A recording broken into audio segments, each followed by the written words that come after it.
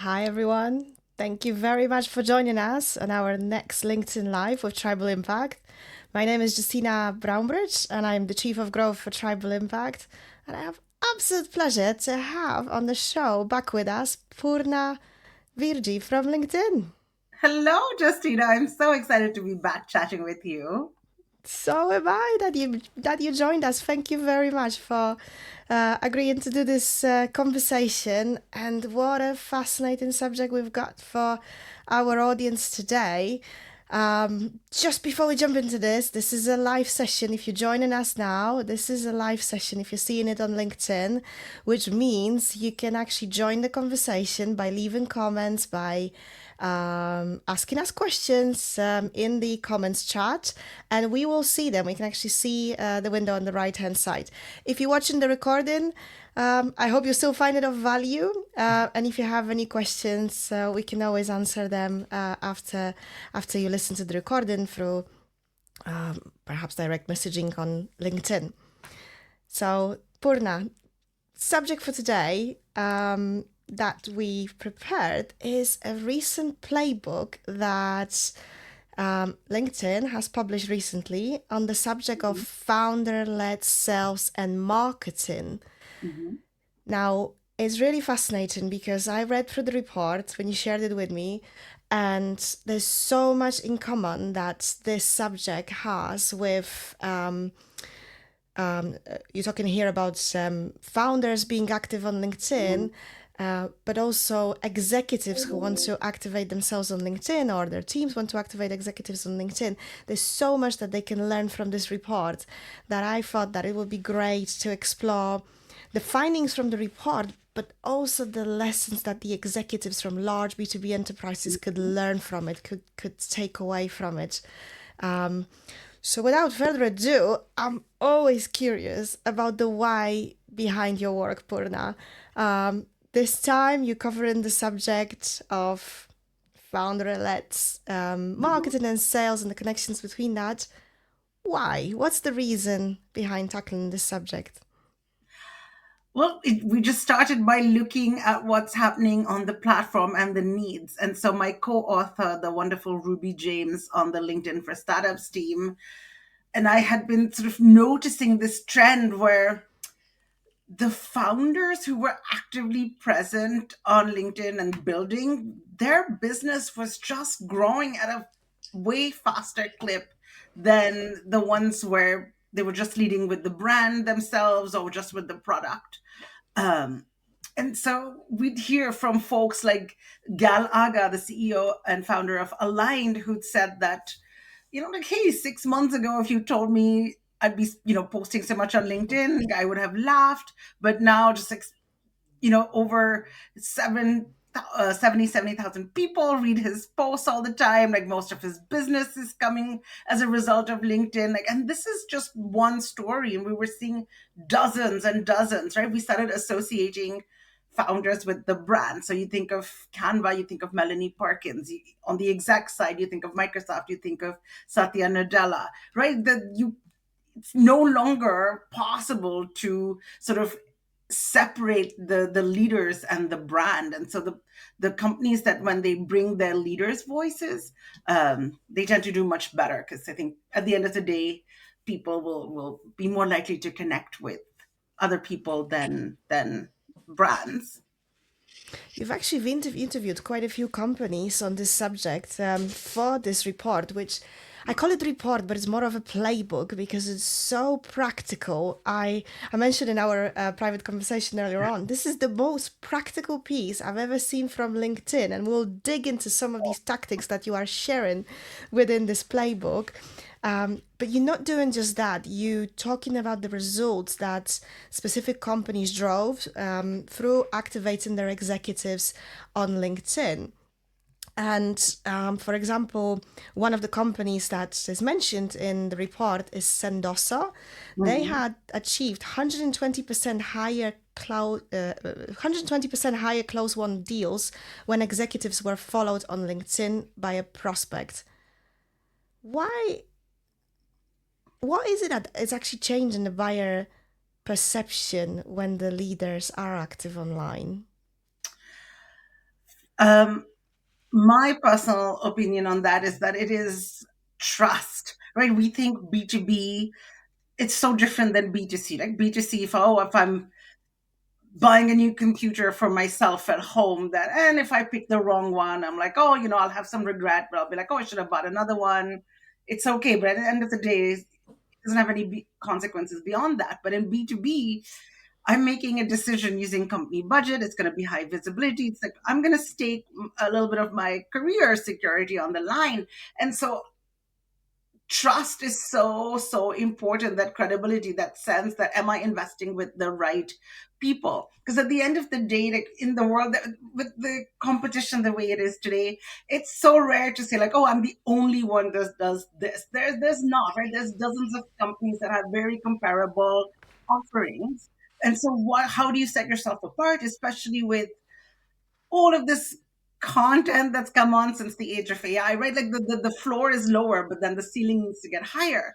And so then when you can connect to the people behind the brand and buy into the why did they build, how do they think, do I trust that they think, do I trust that they understand the problems that I'm facing, then that's a big way to build pre-trust, so that when by the time they get to the demo, they already trust you and they're much more likely to go through and to connect, because they have the sense like, I actually know this company. They stand out to me from the nameless, faceless other brands online. So that, to me, is it just comes down to making it a safer choice. Um, Mm.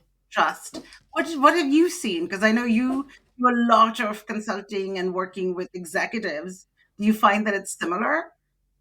I mean, trust is a big thing at the moment, right? With everything that we're seeing at the moment online, that can be fake. Yes, the opinions can be created in seconds and posted.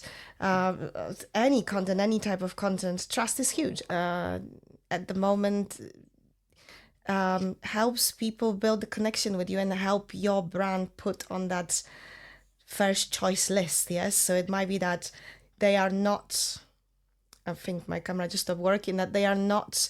They may not be in the buy-in stage at any given moment when they see in your post, because 95%, and that's the data from LinkedIn, of people aren't. Yes. But the moment they enter that stage when they are ready to buy, very often they enter Yeah, it the with moment few they enter names that in their mind. 5%, like that, if people will need different types of content, and if I'm following a brand, which people are doing less and less of these days, right? We're much more inclined to seek out, but there's so much content, as you hit on this with credibility, where there's so much AI generated and sometimes fake content. You're like, who do I trust? Like, we're just automatically um, geared to go in and sniff out the ones that we can trust. Like, oh, that is a credible person, or that's the credible content I'm going to listen to. So, like, the ceiling is much higher. And that's when, if people have followed you along, like Justina, like you're incredible to follow. Like, the things that you post all the time is so strong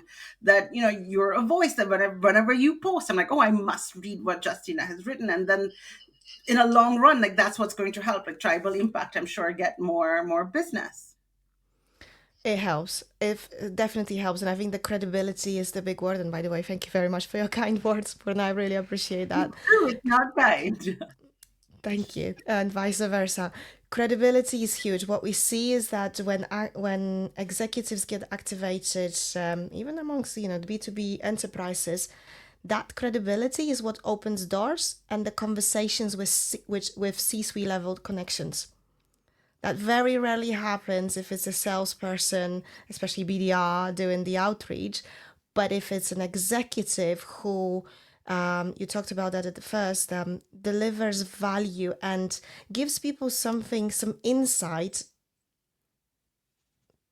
through their presence. They're learning without actually being asked to do anything else. Yes, they follow in a person and they gain in value from following the person. Mhm. That's how you build trust. And what we tend to see is that, and what we advise to our clients is to activate leaders first, executives first on LinkedIn before you start any other activities relating to doing direct outreach to to your contacts because of that credibility, because of that trust that a leader brings through their presence. 100%. And I know that a lot of other companies are seeing that. Hootsuite was another case study Yeah. shown in your report. Irina, yes, the CEO of Hootsuite, she's incredibly active on LinkedIn. And it's funny because I haven't followed her, but she suddenly appeared in my feed because somebody else that I follow liked engage with her content. And that's also the way to find new people to follow.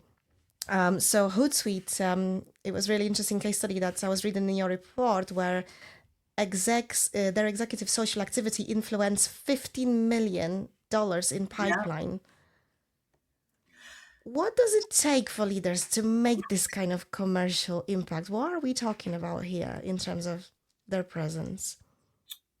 It really is about one being consistent, right? Irina didn't just show up like once a month, post something, disappear, like come back again when she has time. She's, you said this, she's very active consistently. So it is just being consistent. The second thing is she understands the audience incredibly well. Like she shows that she's got the right perspectives that the her target audiences would resonate with. So it's, and her content is very much giving value to the audience, right? She's not talking about like Hootsuite's amazing, or this is what I did with my leadership team, this is what I do.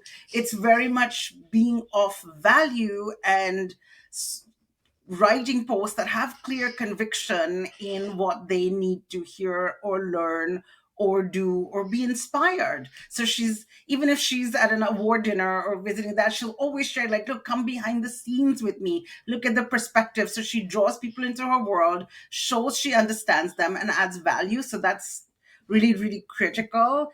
And then third, like they have a very solid, measurement, and she's open about talking. She's so transparent. Even the fact that she'll go out and say that, look, 37% of our monthly leads are influenced by my social presence. She'll go out there and share it. She's so transparent in what she's doing that it just makes people feel like, oh, I can trust you again. It's the know, like, trust formula. Like, oh, now I get to know you. Now I get to, oh, I actually like this person. I understand, I agree with what they're saying. They seem to know me, and then that trust gets built. And so then, as you said, when the buying situations come in, that's really what, when you'll get chosen. And I think since she started posting actively, Irina said that in the Q1 of 2025 they had more visits and more leads from social than they had in all of 2024. So Mhm. that's just phenomenal to think about the impact of posting regularly. I don't know if it's my connection or yours, but I've lost you for a second. Can you hear me okay? Oh, I'm here. I can hear you okay. Oh, yes, there's a bit of a connection issue. Oh, that's good. Maybe there's a lag and maybe it's one of us, but um, But I I know think we're gonna. Yeah, I've heard go everything that ahead. you said. There was just a bit of a delay afterwards. Okay, Ryan is saying, hear you both loud and clear. Good, good. It Awesome. must be just the camera then. Yes, Irina is a great example. But again, she's the founder, right? And the Yeah. examples within your Well, she's report the were a lot about, CEO. She's the CEO, and which is she's the interesting. CEO. Yeah. So, like you said, things translate so well to executives. Like, yes, the founder is an important person, especially if you're a startup, because you build this. People want to know, like, why did you build this? What are you hoping to achieve? Like, what is your experience? Like, people will buy into the founder first before they buy into the product. But it translates so well to executives because they're the ones that are steering the ship, and so they want to know, like, how are you thinking, what is your area of expertise, right? Irina is the CEO, so she brings the CEO perspective. But for executives and large enterprises whom we work with all the time, and I know you do, you don't have to limit yourself. Like, from an enterprise executive, you have the advantage that maybe a startup doesn't have, of having a known enterprise brand. And the key is that you've just got to focus on your core niche. Buying committees are so large, right? People will connect to their peers first. If I'm a developer and it's a very technical product, then having your developers post and if I were a developer, I would connect much more um, uh, seamlessly than if it was somebody sort of different, because they would speak the same language, the same jargon, the same thing. So whether you're the CEO or not, you should post. If you're an executive, if you're the CMO, for example, talk about it. Talk about, how are you measuring brand love? How are you talking about the pillars for growth? What are you seeing? What are the initiatives that you're proud of? Any of those things, right? Find your area of expertise and double down on that and go out and post. It'll have the same, like deliberately wanted to make sure we included Irina in the report, because she's not a founder, but she is the CEO and can still have this massive, massive compounding effect, that whether you're a founder or a senior exec. And it's so interesting because it is a bit of a different, quite different experience for, especially for executives. Executives are used to working with PR teams. They used to being involved in maybe a quote, yes, within a company announcement or product release or some commentary. Here we're talking posting the kind of content that it people engage with immediately, Yeah. right? Potentially they could engage with immediately, especially when it resonates. So it's this is not a style, this is not one way communication. You do see a reaction, and you do see a reaction almost immediately. And what we are seeing is where the trust is built as well is when you join the conversation, when Mhm. you reply to comments, when you it's a dialogue, not just an announcement. And I loved in your report as well that you were showing quite a lot of specific examples, very specific examples on how you could shape these pieces of content. Yes, you talked about the idea of earned impact or scar tissue. Yes, focusing Yeah. on perhaps the mistakes that you've made and what you've learned from it. I guess what that does is storytelling. Yes, so it gives Mhm. people just a bit more, like you said, behind the scenes, a bit more information on what is it like as well. What is it that you can learn from them that perhaps you wouldn't learn usually from them. But I guess there's a balance also between being, some leaders could perceive it as being vulnerable, right? Talking Yeah. about mistakes versus professional. Do these two things even compete with each other? What would you say on this subject of vulnerability versus professionalism? That's a big question that we get all the time. And, anybody grapples with that. We're like, hey, it's social media, it's broadcasting to this unknown number of people. Like, do I really want to go out there and raw, vulnerable, and fully open? Well, it starts with different degrees. You can start with, which is why I say, like, don't share wounds, share the scar tissue. So it's been long after, when it's not fresh. So we've all made mistakes in our career. Like, no one is perfect. Like, the whole point of being human is that we make a mistake, and then the good thing is that you get the learning from the mistake. Yes, it's painful, and it's painful in that moment, which is when the wound is there. But once the wound is healed and it's scar tissue, we can look back and say that, I promoted the wrong person at work. Here's what I learned, and here's how I fixed it. So you don't have to. So you can share, like, look, here's what I messed up, and here's what I learned from it. So I can show you how to avoid that pain. So those could be different things like that. Things that you don't have that twinge, but it was an awesome learning, because that's the key thing about mistakes, is that, yes, they're really horrible. Like, failure sucks, right? You just, no one, everyone who says that they love to fail and learn, like, it's still painful. And but the learning is awesome later. So it's almost like childbirth, right? Just, like, we in the moment it's so painful, but looking back, you're like, you forget how painful it was, and you're like, oh, I love my child. And so Let's say I forgot.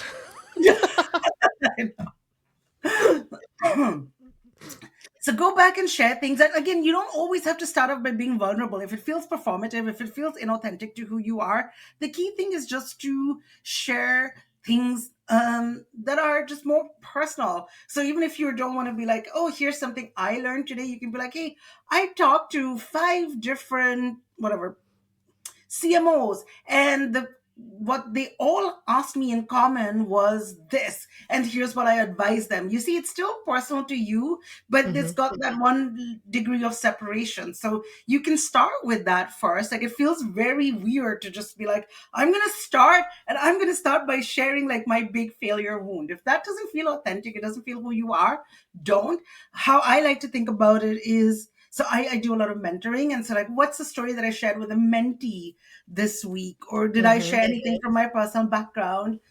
And if I felt comfortable sharing with a mentee because I thought it would help them, chances are it could help more people as well. So then I would do that. So you can share that. You can talk about, hey, social proof, like, hey, why does XYZ brand trust me to fix whatever the problem is? Right? It's still personal, but you're almost using it as social proof. Like, hey, here's why, like, those whatever, like, fancy schmancy marquee brand customer trusts me to help them with their issue. Or, you know, I avoided this mistake. We were all set to go down, but then something didn't feel right. The whole thing is that you want to show who you are, how you think, and that your audience should feel that you they want to know your perspective on their problems. And as Mm. long as you can communicate that somehow, there's a lot of it. So start with like the 2 degrees of separation, go to 1 degree of separation. And even if you just never get to the super, super vulnerable, that's okay. Just as long as you're showcasing how you think and what you learn. Great. Great advice.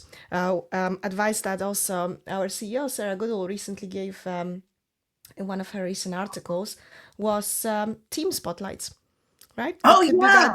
It could be that you talk about the work that your team delivered or your colleagues wrote. Yes, so you're not sharing your own stories. Yes, you're building that confidence to Yeah. become more active. You sharing what other people are sharing, but sharing sharing doesn't equal sharing. There's different ways how you can share.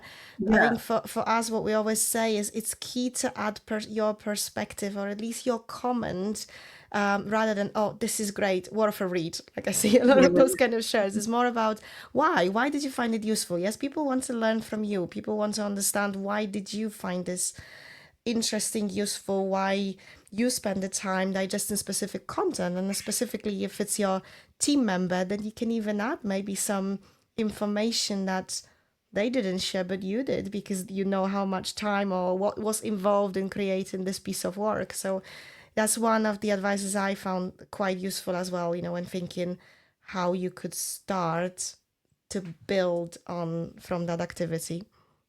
That's brilliant. And it also helps with your talent branding too. Like, it'll help you attract more talent because, hey, you're seen as the person that elevates their team.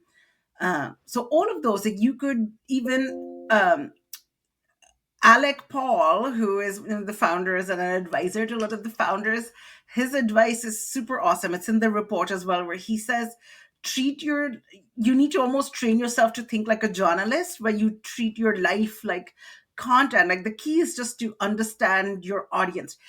And if we think about it, it sounds daunting, but let's think in your day-to-day life, you all have somebody in your life, like a friend, a niece or nephew or child, or other half, who you're like, oh, you see something, you're like, oh, they would really like that, right? We all do that. And so the key is to build that antenna for your audience as well, for your target audience. You'd be like, oh, they would love to hear this, they would love to hear that. And so then in your day-to-day life, if you're on a phone call and you hang up, and you could almost just quickly check in, like, hey, what surprised me on that call, what bothered me, or what did we talk about that might be helpful for others to learn.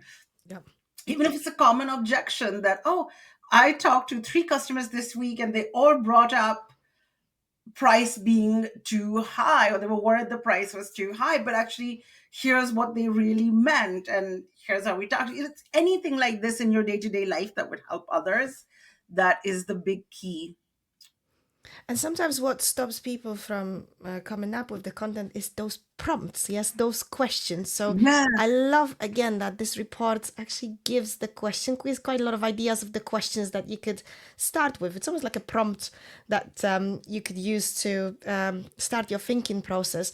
We do that as well, but we do it in a slightly different way. So we actually interview executives and we ask Ooh. them questions, right? So we have a conversation with them and say, yes, what was the lesson from the latest client meeting that you had? You know, if you were to write about this, that doesn't mean they will, but it gets them to think, right? It gets them to think of a question that perhaps they wouldn't come up with because they're so busy, right, in their daily activities, and probably jump from one meeting to another. But that conversation is almost like a reflection point to stop and think, like, if there was one lesson or one insight or one common theme that I'm seeing or a trend that I've been learning about, what is it? How does that connect? And especially if we're talking about driving sales, commercial value, how does that connect to the sales strategy that we are driving? You know, how would that help potentially my team drive these strategic subjects? And with that, you know, if you can combine that then into a post, that helps people to connect. That's so brilliant. And that is, I actually love that because, as you said, they're so busy. So, if there could be a mechanism where once a week you just interview the executive that you work with, get some things, then it's their words, it's their ideas, it's everything. You can just package it up and then they have an option to review and edit. So, it feels authentic, which is where a lot of folks who go wrong will just hire a ghostwriter. They'll just be like, AI, write me a post on this. And then it Yeah. doesn't sound like them. It doesn't feel like them. And so people, the audience is going to sniff that out in a heartbeat, right? People are much savvier online now. So you can tell. So I love what you're doing. And that should be an absolute amazing service where you're partnering on creation, but it's all them. It's Yeah. almost like the you're just put wrapping the paper and the bow, but the gift is all them. I love that. Writing is the final product. The Yeah. conversation is the key. The conversation, the sitting in front of the human and understanding, okay, what is it that is key value that they live by, that connects to the business values? What is it that they care about? What's on their mind? What is it that they're learning that their audience can learn from? And all of that more naturally happens through conversation than, you know, I really can't imagine, you know, just asking someone to sit down and, especially if they are starting, right, to go, okay, well, what will be my first post? Or how should I write my content strategy? I mean, the word content strategy for a busy leader just goes, what are you talking about? I just like shut down, no thank you, next, No, and I'm just gonna ignore it. No, no. that's such genius advice. And I think you're really onto something, which you separate idea generation from the writing, and then you can have an ideas bank. In fact, like I do this when I post, is like whenever I have an idea, I'll just jot it down in my notes app on my phone, and then I'm not always ready to write, right? And so I'll just keep it there. And then when I have a little block of time that I think I want to write, I'll go in and look it up. Like, oh, then it's so much easier because you have those ideas. Yeah, And especially when you're interviewing, if you have a bunch of questions and you can guide it, you can shape the strategy. It's like, hey, just give me those ideas, let me extract from your head, and then we'll figure out and package it up and do this later. But I love it. It just keeps it helps stick to that consistency, which is what we talked about, right? And on LinkedIn, like honestly, if you can, even our data found that the startup founders who posted at least 9 to 10 times a year tended to see 33% more leads than those that posted far less. So if you can, minimum once a week, 3 times a week on average seems to be what most successful ones are doing. Like Gal Aga posts 3 times a week. Craig Ferguson from Scale Venture Partners, the chief partner officer there, like, they all post 3 times a week. And it's not that hard to do once you get into the rhythm. Like when you start, just like anything. And I compare it to going from the couch to running 5K. Yeah, like the first time you're gonna get off your couch and then actually like go outside and run, you're gonna be like out of breath. You're gonna be like, this is the worst thing I've ever done. Like, why am I doing this? And then just with practice, you'll get better and better, and then soon you'll be signing up for marathons before you know it. Yes, some do. Some finish at 5K and think, you know what, that's my comfort zone. I'll stay there. I think 10K is as far as I run, but I get the idea completely, right? It's the most difficult thing is the start, right? And we see this, and in fact, what we see, and this is fascinating, we see that when there's the hesitation, and the hesitation is quite big at the beginning, but when you post that first post, and when the leader sees engagement from partners, from clients, from potential prospects, from employees, that is the driver itself, to see, gosh, this landed. I'm getting there are conversations that are happening as a result of that. There are ideas that the creation process is being fed with because of the questions or the comments that people leave underneath your posts. And then you just can't help, you start thinking. And I love that advice that I forgot the name, Alan, was it Alan? He said about to be like a journalist. Alec Paul, yeah. Alec Paul, yes, to be like a journalist, because at that point you start realizing, oh, I like that. Okay, I could turn that into another post. This is already a separate subject, and you've packaged that beautifully as well for those people who write their own posts or also think how to capture the ideas. Very practical ideas. Once again, you talk about recording voice notes and then transcribing them and adding them into a AI of your choice. Yes, to create content. I love that. Some of us do that actually internally, because at the end of the day, you write, you speak faster than you write, and you capturing that natural language through recording the note rather than again trying to write what it is that you're thinking. Exactly. Like we all have different thinking and processing styles. Like some of us are auditory, some like we like to like listen, some like to talk, right? And so it just lean into whatever feels natural and easier to you. So for me, like I'm sitting there, I'm gonna like type up my notes and like I'll put bullet points and I'll make it very rough and ugly, but then I'll put it into an AI, but like, give me a first draft. And then I have, because the first draft is the most painful part. Then I'll go in and edit it because then I've got bones to then work. And it may not even resemble what the first draft the AI came back with, but at least it gives me something to play around with. But if you're walking the dog and you're just taking notes, that would be easier. Or if you've got 5 minutes between meetings and you had something really good, you don't want to lose that spark. Just record it. I have a question for you. So I know you get execs to start and then they see engagement. What do you advise them? Like, how do you advise them to stay consistent? Because really, most people give up before the first 90 days, and that's why then they fail to see traction. But it really takes doing this consistently over time, just like brand building with an actual brand is your personal brand. It's consistency over time. Like, oh, I see them. Oh, I see them. Oh, I see them. Like then you start to build. What do you advise to get them to stay consistent? What do we advise to get? Well, firstly, to get involved in the program as much as possible, because the programs that we run are usually around 6 to 12 months. So once again, the longer you stay engaged, the more results you see. And then the question isn't about the value, because the value comes. Because if you are consistent and continue engaging in being active on social media, being part of the program to create the content, to engage, to build the networks, you then start seeing commercial results. And when you start seeing commercial results, it just becomes part of business operations. You don't need to persuade a leader at that point of the value of this activity.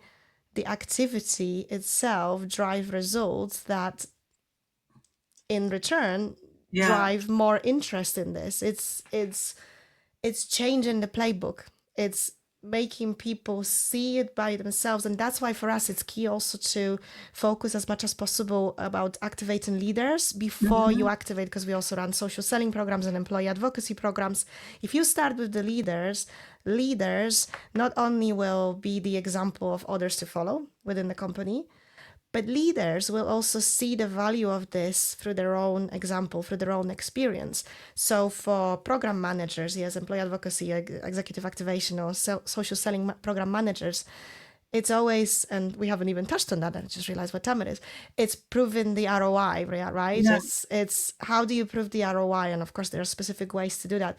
But if you can prove the ROI to the leaders through their own activity, then you've done the hardest job, because you don't have to keep persuading, like keep coming back to the same conversation every single year of why are we doing this? No, we know why we're doing this. It's Yeah, how yeah, are yeah. we scaling this? Those Yeah. that know talk about scaling, then don't talk about why. They talk about how to scale.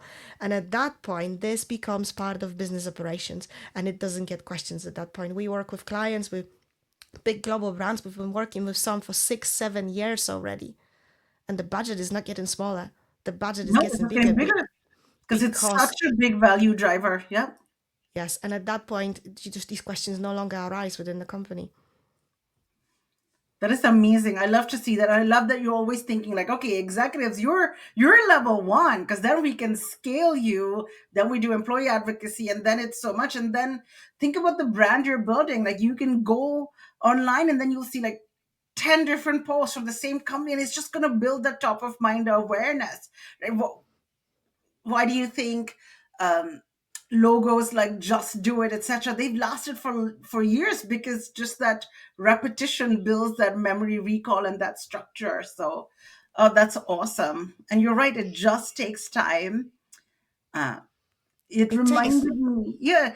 No, go ahead, I'm Go on. sorry. Sorry, no, go on, go on. You said it reminded you of something.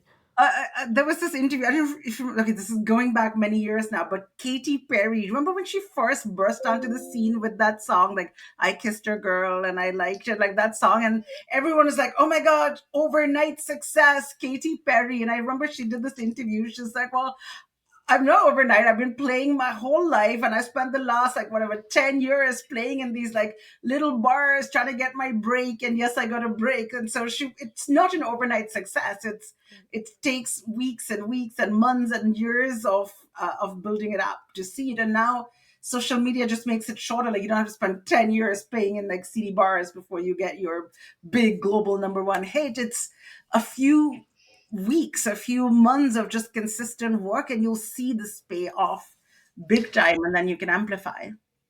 Somebody said consistency is the challenge, but Yeah, consistency is also the key. And what helps with that is something that you talk as well in that report, Purna. You talk about leading indicators, and then you're talking about lagging indicators, which you call business impact. Could you tell us just a bit more of how you saw this being tracked, especially the leading indicators? Because I think this is where you see these first small indicators that it's working. You may not still yet see the sale, but you see that things are going in the right direction. What are those metrics that you saw amongst the startups that they used to keep that momentum going, but power their motivation with data? exactly. We'll talk about the data, and then I can talk about some systems to operationalize that creativity. Because yes, consistency is not always easy, but it pays off. So we say like, okay, executive thought leadership, founder led thought leadership. The biggest success factors are things like trust and resonance and reputation. But you're like, hey, that doesn't show up in my analytics dashboard. So we're like, okay, here's how to go about measuring your influence, your resonance, and your momentum. And so we say for the first 90 days, if you're just getting started, there are leading indicators that you might want to pay attention to. And your whole goal here is my content resonating, and is my content resonating with the target audience that I'm trying to reach, right? You might be talking about marketing, and your goal would be to reach other marketing people. And so you can look within your LinkedIn post analytics to see like, am I reaching the right people? So things like engagement quality, am I getting comments from my ideal customer profile? Am I getting DMs? Am I getting reposts? Is my audience growing? Follower count, especially from the target segments. Um, are you seeing any kind of conversation starters? So, like the number of inbound messages or replies, or just engagement in your posts. So there's tons of things you can track. Then as you start to get more mature, like really the next 90 days, so like months, really like 4, 5, 6 onwards, that's when you'll start to feel the momentum, especially if you've invested consistently in the first 90 days. This is when you're tracking momentum. You want to try to see like, hey, are any prospects mentioning your social post during their calls. You can even train your sales teams to track mentions of that. You can hear, even if you ask people like, where did you find us? Are your posts getting mentioned on dark social platforms? Are you hearing about it being reported back to you? You could even create, so Scott Albro, what he does, the founder of Topo and Goldie, he, in Salesforce, he creates in whatever his CRM, he creates a certain like content influence deal stage where somebody's like, oh, this person came, they mention content, and that's what you can see. And then really after that, like once your leading indicators are building up, you're seeing momentum, you'll start to see the business impact or the lagging indicators, which is increased inbound pipeline, increase deal velocity. In fact, so in terms of pipeline, like Gal Aga, the CEO of Aligned, his rule is that if 20% of your pipeline mentions your content, like then you've won. And so that's entirely possible. It's faster deals close faster, you get higher deal sizes, you're attracting more talent for your company, then you're sort of start to own your category, right? You start to become, you're the Kleenex of tissues, you're the Xerox of photocopying, you're the Google of search engines, right? Or you sort of started getting reference, you get invited to podcasts, you get invited to speak at events, like all of the things that you would have had to spend thousands of dollars or euro or pounds to go in and get a sponsored slot, you're now getting all of that exposure for free organically. So these are there. How, what else do you measure, Justina, on top of that? A couple of things. I've noticed that we also measure all of these that you've mentioned, but also when it comes to the leading indicators, Mhm. two key things: connections increase to target accounts. Yeah. In fact, Oh, that's a great one. this is one of the first things that we look at. So we look at the network of the executive and we analyze it. We combine that with the target account list and just see how well they are connected and what is the difference, and then report on that on a regular basis. So that we, I don't know, in a recent program with a global tech company, we saw 30% increase in connections to top target accounts from the executives' activity. We look at buyer intent, and this we haven't even touched on, and I love Oh, this subject because I know okay. we both are, you know, our background is in paid media. You work for the search engine. I work with one of the search engines as a trainer, and for me, what was fascinating is to see that when organic and paid interacted or overlapped when thought leaders ads were introduced on LinkedIn, because thanks to thought leaders ads you could actually target specific people from specific companies with the content from anyone within your company or right now even outside of company, as long as they mention Yeah. your company. So to see that, to see the exposure, which I haven't even mentioned here, like you were very specific in this report talking about Sendoso in terms of, and I recommend everyone to look at that, like how many impressions um, delivered to target company within the 6 months period it took to drive higher. I'm just looking at it in my screen, to drive higher closed won deal sizes. It's fascinating. It's fascinating because we see this. We see this with our own campaigns. We see this with our clients' campaigns. Although we don't run these campaigns, that's being done in combination with what we do with executives. But what we do is then you can see another metric within Sales Navigator. You can see buyer intent per company changing. And you can actually see within Sales Navigator how many people from specific company to the level of their job seniority, unless they engaged, so then you even see their name, how many people engage with your ads. And that's when it really clicks, because we saw in one of the programs that 30% increase in buyer intent was observed when executives were activated Mhm. through one campaign, just one campaign on LinkedIn. This is how you see that connections with sales very quickly, even if you don't yet see, you know, the hardcore business metrics like average deal sizes, pipeline value, or the actual sales. I love that. I love that. Oh, that's genius. So definitely. Oh, I wish I had talked to you before. I would have so loved to have added that to the report. That's a perfect one. And so thought leader ads are great for amplifying. And then LinkedIn also has the conversions API or a CAPI, which helps you connect again your website and CRM data to LinkedIn. So that can also bring in some of those offline actions that can help. So that's measuring it and seeing that impact. You're right. Like, what better motivation is there? The fact that Irina, Gal, Alec, Paul, Craig, for example, everyone who posts and has seen success, they're always posting. Like Rand Fishkin, when he interviewed, he was like, I see most of it on LinkedIn. Like they'll talk about it for a good reason because it's so valuable for them. And again, it ties back into being transparent and sharing with your audience things that are working for you. So um But it's he that's shares in a a good very specific motivation. way. Sorry, I jumped Yeah, in. yeah, yeah, you're right. Like Rand shares a lot on video, and Rand's been like this sort of pioneer of video and B2B, right? Since like the early 2000s, like Rand started with his like Whiteboard Friday on Moz, SEO Moz, it was called at the time.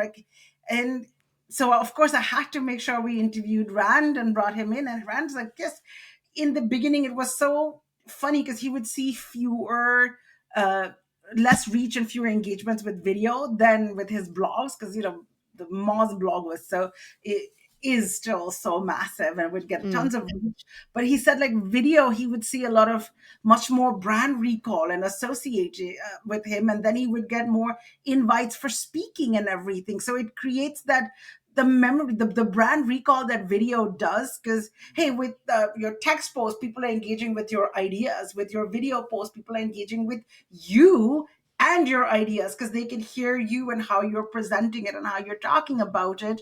And and so video is also one of the fastest growing formats on LinkedIn. Like if you've spent any time on LinkedIn, you've seen videos, you've seen somebody from LinkedIn talking about how video has Never. uploads have grown 36% year over year. Like preaching to the choir, everyone's heard that, and it's for good reason. All of the big, a lot of the top voices that we see at LinkedIn, whether it's the CEO of McDonald's or Rand Fishkin, the CEO of a startup, they're consistently posting videos. And the biggest thing or the drawback is, I'm busy. I don't have time to post videos. And who does? No one does. The key thing is just making video work for you. You don't have to have this big studio. You don't need to have a big script written. You don't need to overthink it. I would say just bring up. So I used to post a lot of video as well. Just bring up your camera, whether it's your computer or your phone, and then just talk into it as if you were talking to a friend, a peer, a client, like somebody that you know well, and just share with them what you're doing. Like Rand says, he takes sometimes 10 minutes to record and upload a video, and it gets, over 100,000 views because it is just solving the problem that the audience cares about. So when you have the right ideas, then the content creation, like you said, is so separate.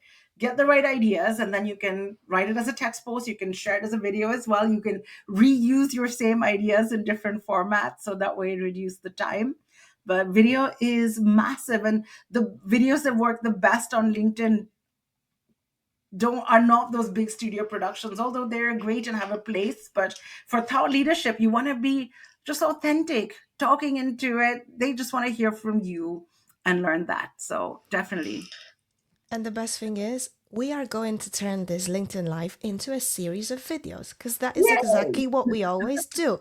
So the next time you see my face or Purna's face or one of the next times, there's a good chance that it will be the video from this recording.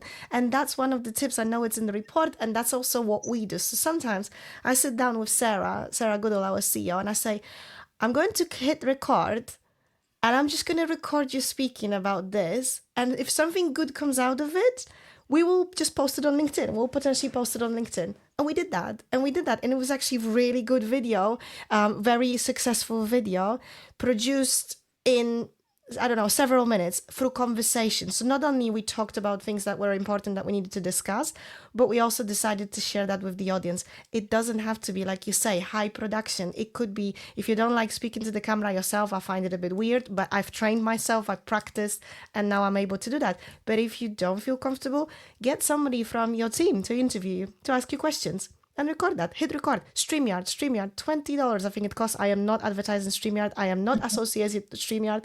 Let me make it absolutely clear here. $20 per month costs the license, I think, right now.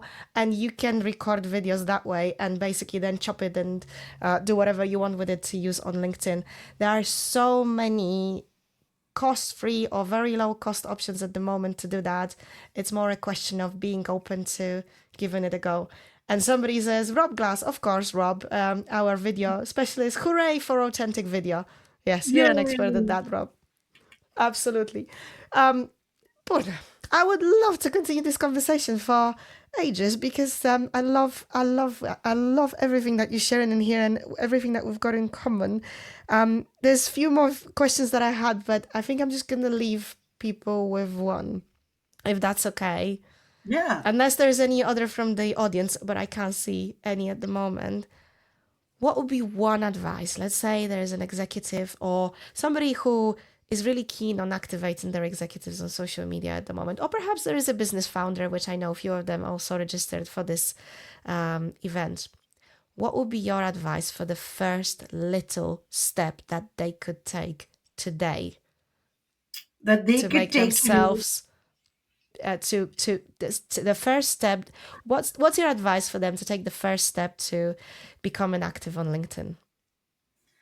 So what I do with folks when they're getting started is to show them that it is not as traumatizing or painful or time consuming as they think. So I always do like, let's do 5 steps in 5 minutes. And I'll just ask them a simple question. That one, what is something that people come to you for advice for a lot? Now, the reason I ask this question is very often humans have a tendency to devalue advice that comes naturally to us because we're like, oh, well, I know this. That means everybody must know this. And so this is a good one because if you ask people like, what are you really confident about? They'll be like, I don't know. So if you're like, what do people come to you for advice for a lot? Then that sort of opens their mind. You're like, oh, well, now like, great. Now you have topic number 1.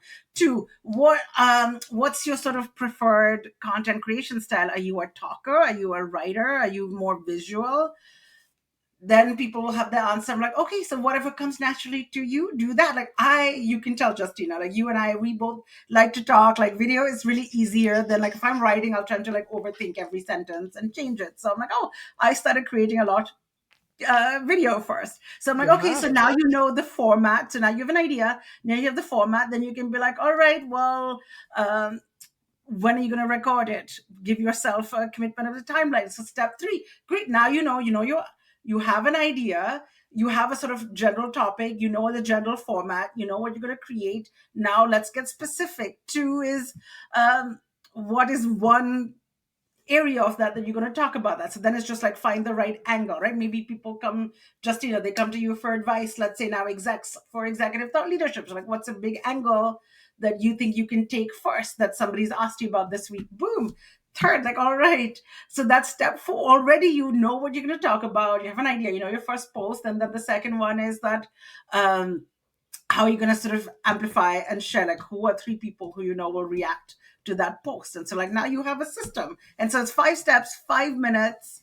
And if you just write that out, you're like, I have a blueprint, I can get started. So like my whole step is just take 5 minutes, answer these 5 questions, give yourself a blueprint, and it's much easier. I love What would this. you do? What would your advice be? I'm so curious.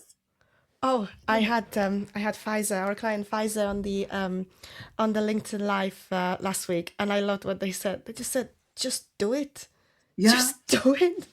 Don't overthink it. Just start." Because the reality is, your first post will probably not going to be great. Your No. first post will not win you a I don't know, what is it, that latest deal of OpenAI with Amazon, 50 billion deal, right? Let's face it, like your first post will probably hear crickets. But it's the first step. Yes, it's the first step of saying to yourself, I can do this. I will do this. This is not as scary and traumatizing your word as you think it is. It's a question of practice. And the more you Mhm. practice, the more you do it, the easier it becomes. I have this hashtag right now, and I talked about it recently.